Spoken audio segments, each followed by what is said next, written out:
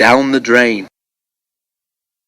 China clay is not quarried as other minerals are. It is washed out of the ground with strong hoses. Then the mixture of clay and water has to settle and be dried before Bill and Ben can take it away. Part of the line which the twins use to reach the China clay workings runs near the sea.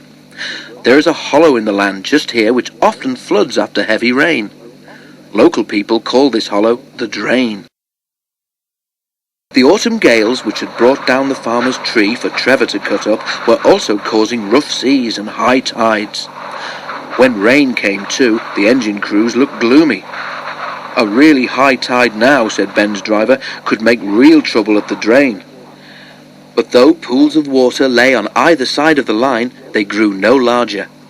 Bill and Ben puffed happily to and fro, replacing loaded hoods with empty ones. They forgot about the drain. Then the rain began again, and the winds strengthened. As the engines went to the clay pits that morning, their drivers noticed that the water in the drain was rising. While Bill arranged the empty trucks, Ben prepared to leave with a train of full ones. At the drain, he found that the water was level with the top of the rails. "Come on," said Ben bravely. "We must get through, if only to get help for Bill."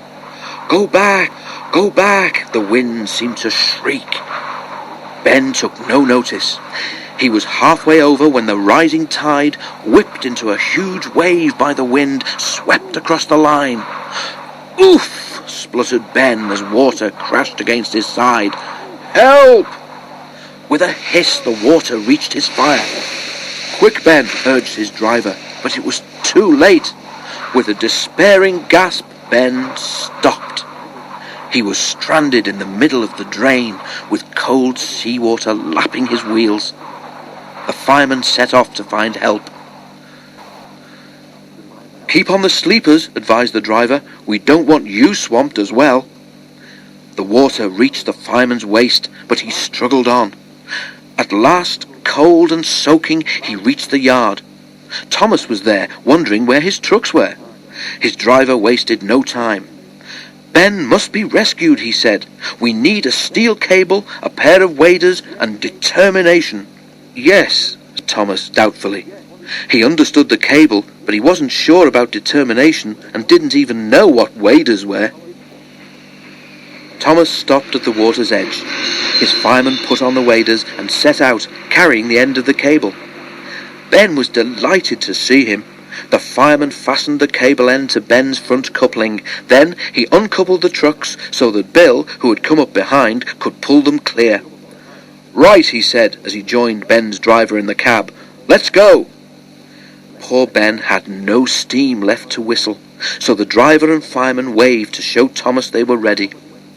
Carefully, Thomas took the strain as he pulled Ben. Slowly, with water cascading all round him, Ben came out of the drain. Once he was clear, Thomas was properly coupled to him and helped him back to his shed. "Thank you, Thomas," said Ben gratefully, and his eyes twinkled for the first time for several hours. It was 4 days before the water in the drain subsided. When Bill reached home, both twins agreed that it would be ungrateful of them ever to tease Thomas again.